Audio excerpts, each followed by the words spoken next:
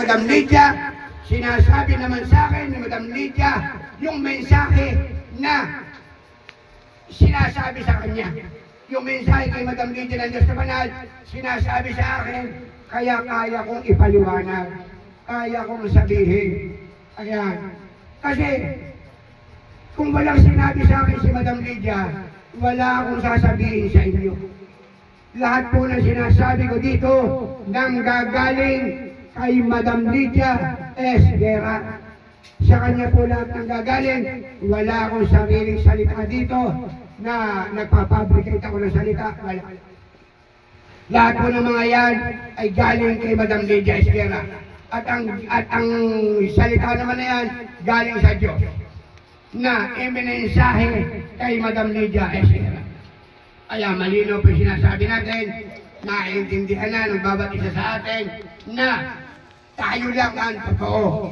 Tayo, yung pangako namin ni Madam Lydia S. Guerra na mamimigay ng 55K, lahat ang umaten sa birthday ko, at yun namang hindi umaten sa birthday ko na nagpadidok, yun lang mabibigyan ng 50K.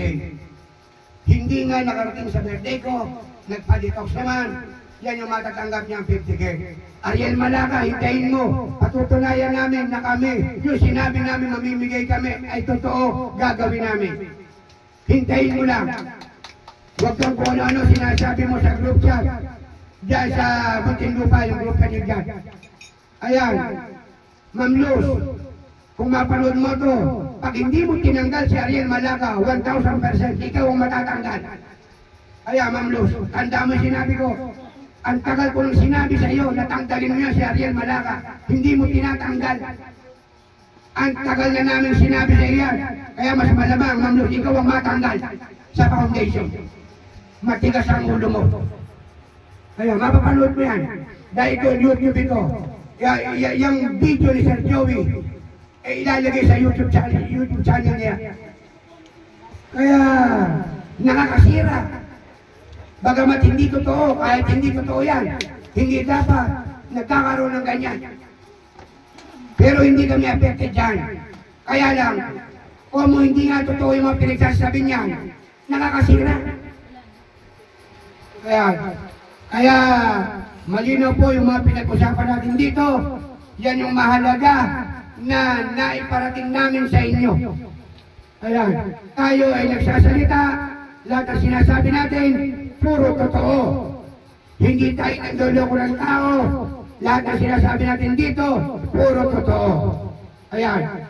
Yan yung sinabi natin dito. Yan yung piniliwanag natin. Okay. Madam Lydia, yung mga ibang paliwanag, sa susunod ko nilang ipapaliwanag. Sapat na yung naintindihan nila na yung bagay na yan. Madam Lydia, ikaw naman na magpaliwanag. Okay, God bless sa ating lahat, God bless. Salamat, God bless, God bless. Hallelujah, God bless. Ito na po ang magsasalita, si Madam Lydia S. Guerra, sole signatory ng Global Money Mother Account, sole owner ng Mother Title o CPT-01 po, Madam Lydia S. Guerra. Magandang umaga po. Magandang umaga po sa Diyos na Dakila. Diyos na Banal, Diyos na Panginoong Jesucristo. Pasensya na po kasi namamalag kanina pa. Ngayon po, naintindihan nyo na yung pinaliwanag ni Overall Chairman tungkol sa mga hindi nakakarating ng 4 na buwan. Ito po ang ating pinag-uusapan ay tungkol kay Ariel. Yan po si Ariel. Matagal ko na po tinanggal yan. Matagal na po namin tinanggal. 2023 pa yan. Hanggang ngayon, andyan pa. Kaya itong mga nababanggit kong pangalan at nabanggit ni Overall Chairman ay totoo yan na matigas ang ulo ni Ma'am Luz. Yung leader ninyo na naririto sa harapan ko ay matigas ang ulo niyan. Si Luz, bakit? Payag siya na minamatrato niya ni Ariel ang Mother Account Foundation. Payag siya. Kaya yan si Luz. tinatanggal ko yan. Matagal ko na yung sinabi sa YouTube. Overall chairman, hindi pa. Pag-uusapan na ano yan. Pero para sa akin, tanggal na yan, si Luz. Ngayon, nadadamay itong mga membro ni Luz. Itong lahat ng mga nasa Muntinlupa na nadamay sa hindi pagpunta sa meeting kada Biyernes. O hindi man lang nag-request na maging Sabado o maging Linggo. Wala kahit isa, 4 na buwan na hindi dumalaw. Kaya itong lahat ng nasa harapan ko, tanggal yan, malibang magsisi kayo sa Diyos na banal kung kayo maibabalik. Ibig kong iparamdam sa inyo na ang galit ng Diyos ay nasa inyong mga sarili. Ngayon, kasama kayong nakinig sa balita ni Overall Chairman. Si Overall Chairman, walang karapatang magtanggal. Ako lang at saka ang Diyos. Iyan ang katakutan mo. Si Overall Chairman, napakabait niya. Bakit? Tagasunod yan sa ating tagapagsalita yan sa ating Mother Amag Foundation. Etong nasa harap ko nito, bakit ganito to? Biglang sumugod na isang jeep sila na pupunta. Bakit? Pinapastos mo naman ako, Luz. Ikaw, Luz, hindi na kita tatawagin ma'am. Kasi ang tawag natin sa bawat isa, ma'am and sir. Pinapastos mo ako eh. 4 na buwan na hindi ka dumalaw at hindi mo na sinabihan ang ating mga officer na pumunta kayo kahit wala ako para mabalitaan nyo kung anong balita ng ating ito na ang katotohanan. Wala kang ganyan. Kailangan mo pa bang isama sila sa malimong utos? 4 na buwan, ayan, nandito sila sa harap ko. Iinom muna ako ng tubig.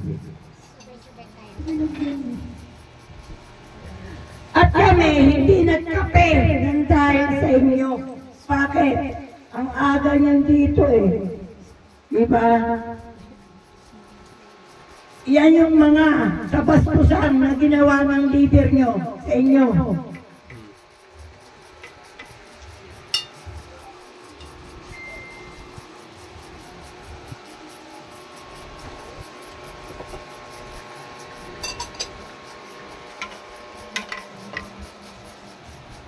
Mayroong kabastusan talaga. Bakit? Ang tagal mo na sa Mother Amag Foundation, hindi mo pa natutunan ang tama at saka mali. Kaya ikaw, Luz, tinatanggal na kita. Magsama kayo ni Ariel. Dahil yan si Ariel, 2023 ko pa yan tinanggal. Nagsama na kayo, hindi pa kayo natuto.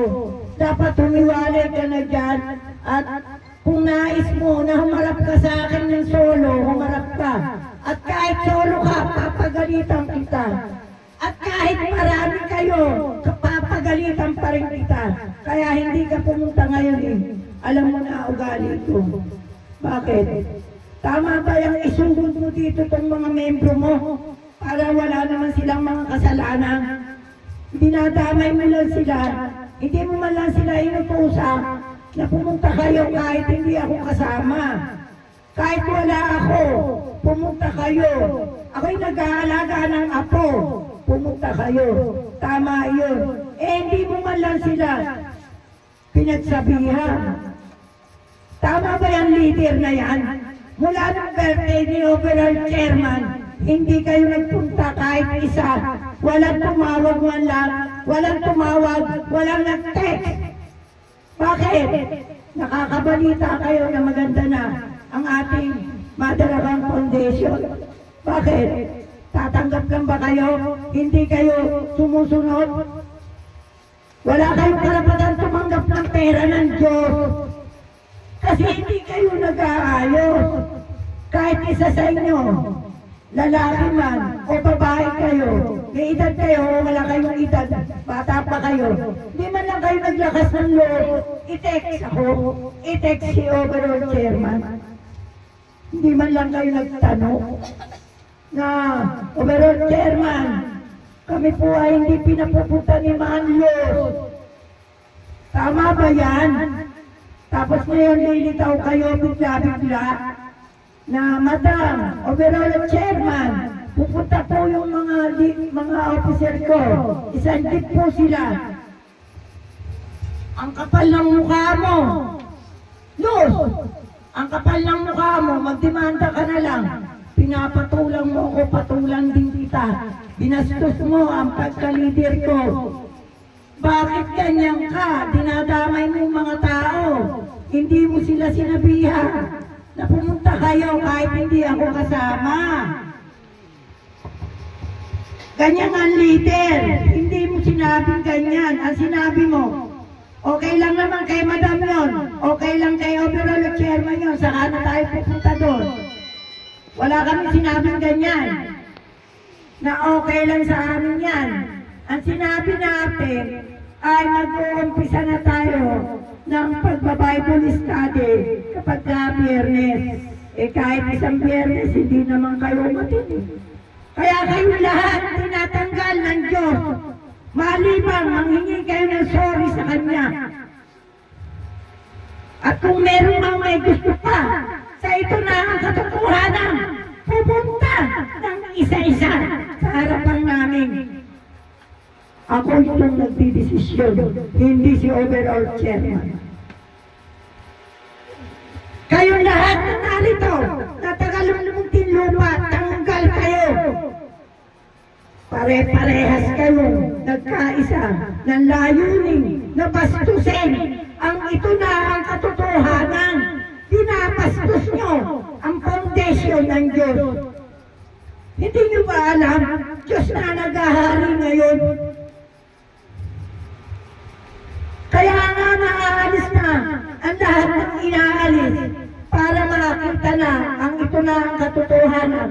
At kinikiba na niya ang mga building at inaalok na niya ang lahat ng gusto niyang anudin sa tubig na kanyang gustong pakawalan. Hindi nyo ba naintindihan yan? Naghahari na ang Diyos na banal. Sana maintindihan nyo yan. Pinagtatanggol ko ang ating karapatan bilang isang founder dito. Hindi dapat kayo nananahimik. Ang nananahimik, hindi dapat kasali. Bakit? Kaya ka nga kasali dito, may katungkulan ka Hindi ka dapat nananahimik sa iyong tahanan. Araw ng Biyernes, o araw ng Sabado, o araw ng Linggo, pwede kang mag-request. Kahit anong araw, pumunta lang ang inyong grupo. Kung hindi kaya ng Biyernes, mag-request ng ibang araw. Pero pinatagal nyo 4 na buwan. Kung kayo ay magsosorry sa Diyos na banal, at sinabi niya, tanggapin ko kayo, tatanggapin ko kayo bilang isang founder ng ito na katotohanan. Naaawa ako sa inyo, nagpadala kayo. Ang sino man, mga leader, mataas man ang katungkulan o mababa, ay pwedeng magsalita, pwedeng mag-request. Kami na lang po ang pupunta, kami na lang po. Kung may sakit ka, hikamang yan. Nagagawang ng paraan yan. Kahit ang mga membro mo, ang papuntahin mo, tama yun. Pero, yung tiisin mo kami ng 4 na buwan na hindi kayo nagpakita at kayo ngayon ay magpakita sa akin. Ano ba naman kayo? Tao ako. Diyos ang namamahala sa atin. Ang Diyos ang judge natin, hindi tao. Ako lang ang tao at si Overall Chairman at kayo. Kaya kayo ay napunta rito dahil kayo ay nakakabalita at nanonood kayo na lahat kayo ng taga-Muntinlupa na nambastos sa ito na ang katotohanan. Tanggal kayong lahat. tanggal kayong lahat, maliban kayo, magsisi at humingi ng sorry sa Diyos na banal, saka kayong maibabalik kung ibabalik kayo. Iba magsalita ang Diyos, hindi tao. Pag ang Diyos ang nagsalita, ginagawa niya yan. Hindi si Opera Chairman ko. Ito lang ang masasabi ko sa lahat ng nanonood, lalo na sa Bicol, si Marlene Trinidad. Bakit tinanggal na kita? Diba? Isang buwan ka nang natanggal. Diba? Kaya sasabihin ko dito, lahat ng mali ng ating officer dapat itama. Hindi ka dapat na hindi naniniwala sa sinasabi ko at sa sinasabi ni Overall Chairman. Bakit hindi ka maniniwala? Officer ka. Iparamdam mo sa amin na ikaw ay kakampi, hindi kalaban. Kaya ikaw, Marlene Trinidad, tumahimik ka, nanonood ka pa, pagkatapos magte-text ka, pasaway ka. Para hindi kita patamaan ng salita at banggitin ang iyong pangalan dito sa YouTube, tumahimik ka, manood ka na lang. Kaya ikaw, Marlene Trinidad, kaya kita tinanggal, hindi ka naniniwala sa sinasabi ni Overall Chairman at sa sinasabi ko. Ngayon nanood ka ng Biyernes, paasa ka pa, paasa pa kayo, tumahimik ka. Baka ikaw ay ilagay ng Diyos sa ilalim ng lupa, binabalaan na kita. Tigas ng ulo mo, nakarating ka na dito, kaharap mo na kami, kilala mo na kami. Ano ba ang ginawa namin hindi maganda sa bawat isang officer? Wala. Ang hinihingi ko lang sa isang tao, maging bukal ang pagtanggap ninyo sa Diyos na banal. Mismong bibig mo yung nagsasalita na hindi ka naniniwala kay Overall Chairman. Napakasinungaling naman yan si Overall Chairman. Sinabi niyang wala na sa LRL lahat ng mga dokument ng mga land grabber. Hindi ka pa rin naniniwala. Ano ka, kalaban? May kililing ka. May tama ka sa ulo. Hindi ka dapat na officer. Hindi ka dapat maging kasama sa Mother Account Foundation. Bakit? May tama ang ulo mo. Sino ba yung sinasabihan mo? Si Overall Chairman, ambassador ng Mother Account Foundation to. Ito ang tagapagsalita natin ng katotohanan para sabihin mo, napakasinungaling. Bobo ka! Magdemanda ka na! Kung gusto mo, haharapin kita. Grabe kang tao ka! Kababae ng tao! Pag may marinig pa ako na sasabihin mo, hindi ako titigil para sagutin ang lahat ng sinasabi mo sa YouTube. Tanggal ka na, nanonood ka pa. Aba, ibig sabihin, nangihinayang ka. Wala ka namang ipinondo sa amin na kung ano-ano. Wala kang ipinondo para kami ay buhayin ng lahat dito. Wala ka namang idinonate sa amin, wala. Kahit ito, wala akong kinuha sa iyo. Grabe ka, Marlene Trinidad ng Bicol. Kaya yung leader ninyo, sabihan mo yan. Mang Medina, humahanga ako sa iyo, inaaway mo ang lahat ng nagsasalita laban sa ito na ang katotohanan. Kung hindi mo mapatahimik yan, si Marlene Trinidad, dala-dala yan ng tao mo. Ang magpapatahimik yan ay ang Diyos na banal, hindi na tao. Ang kinakalaban mo, Marlene Trinidad ng Bicol, ay ang Diyos na banal, hindi ako. Kaya ikaw, tumahimik ka. May sira ka sa ulo, may tama ka sa ulo, may claim ka. Bakit ka ganyan? Tama ba ang pagkatao mo para sabihan mo si overall chairman na sinungaling? May tama ka sa ulo. Kalaban ka, devil ka, kaya ka tinanggal kita. At ang lahat ng lalaban at magsasalita sa Diyos na banal, mayroon kalalagyan, hindi ako yan. Ang kalaban nyo, hindi ako. Kaya ako naaawa sa lahat ng tao, humuhusga, na-scam ako, naaawa ako. Bakit? Wala silang malay. Pero anong gusto nila? Away. Kagaya mo, Marlene Trinidad,